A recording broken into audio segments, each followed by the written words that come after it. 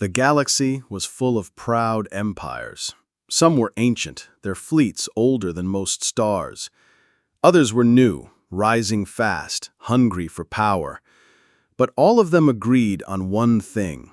Humans were strange. Humanity had only been part of the interstellar community for a few hundred years.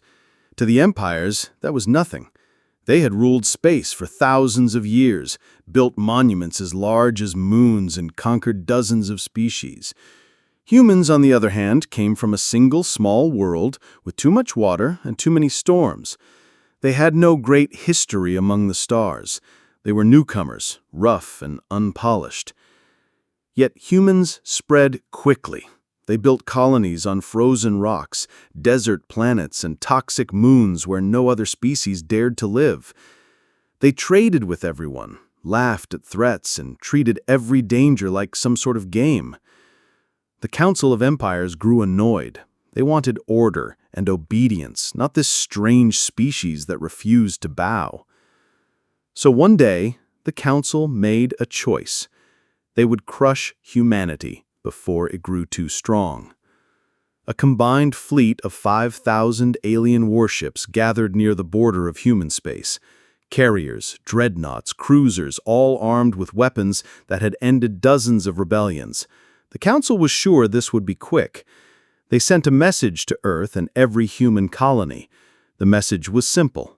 Surrender, humans. Give us your worlds, your ships, and your loyalty. You have 10 cycles to obey. Refuse, and you will be destroyed. It was the greatest ultimatum the galaxy had ever seen. Other species trembled, waiting for the humans to beg for mercy. But humanity did not beg. Humanity laughed. When the alien diplomats came to deliver the message in person, they expected to see fear. Instead, they saw humans sitting at a long table with food spread out everywhere. Chips, chocolate, fried snacks, drinks bubbling in cans. The human leader, a woman named Admiral Ruiz, leaned back in her chair and grinned. "You're serious? You bring 5,000 ships and all you want is for us to surrender? That's adorable." The alien envoy hissed in anger. "You cannot fight us. Our fleet is unstoppable. You are outnumbered, outgunned, and outmatched. You will be slaves, or you will be ash." The humans just passed around bowls of popcorn. One soldier took a handful, crunching loudly while staring at the envoy. Another opened a soda, the hiss of the can filling the silence. The aliens didn't understand. Why weren't these creatures afraid? Why were they eating at a time like this? Admiral Ruiz finally stood. "Listen, we've fought ourselves for thousands of years before we even touched the stars. We fought in mud, in fire, in oceans, in skies. We fought with sticks, with steel, with bombs, with nukes. Every time, we got back up. And now you come here with your shiny ships and your threats? Let me tell you something. We don't surrender. Ever." The alien envoy tried to speak, but Ruiz cut her off. She tossed a bag of chips to the alien, who caught it in surprise. "Snack? You'll need the energy. This is going to be a long fight." Word spread quickly. Humans laughed at the ultimatum aliens whispered across the stars. They brought snacks to war. At first, it sounded like a joke, but then the fighting began. The Council fleet launched its attack on the colony of Vega Prime, a mining world with only 3 million humans. 5,000 alien warships descended, expecting easy victory. What they found was chaos. Human civilians scrambled into hidden bunkers, but instead of fear, they sang songs, played music, and even cracked jokes as bombs fell. One miner recorded a video. "Guess we're famous now. The whole galaxy wants us gone. Cheers!" The clip spread everywhere. Then the human defense fleet arrived. It was much smaller, only 500 ships. The aliens laughed at the sight. But laughter turned to shock when the battle began. Humans fought like no one else. They didn't fly in neat formations. They didn't follow the old rules of war. Their ships darted, twisted, and slammed into enemy lines with reckless speed.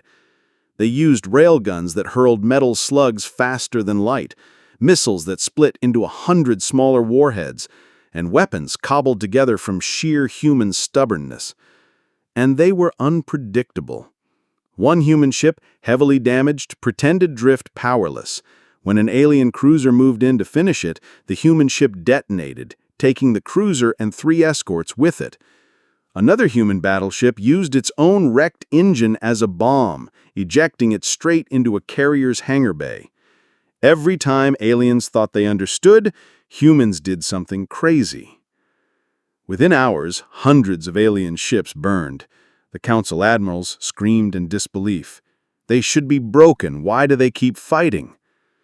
The answer came from intercepted transmissions. Human pilots were joking over comms. They treated battle like a game. One shouted, "Bet I can take down 2 cruisers before my hull cracks." Another laughed, "Loser buys the beer when this is over." The aliens could not comprehend it.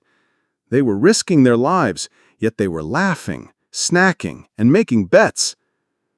The council fleet finally retreated, humiliated.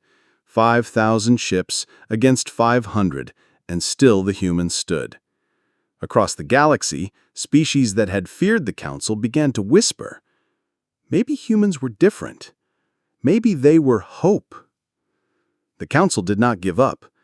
They gathered another fleet, even larger, with 10,000 warships. This time, they would crush humanity completely. They sent one more ultimatum: surrender or face extinction. The reply from humans was a video broadcast to every corner of the galaxy. It showed soldiers on a transport ship, eating chips, chewing gum, sipping soda. Then Admiral Ruiz appeared, smiling. "Extinction? We've been through worse. You want to scare us?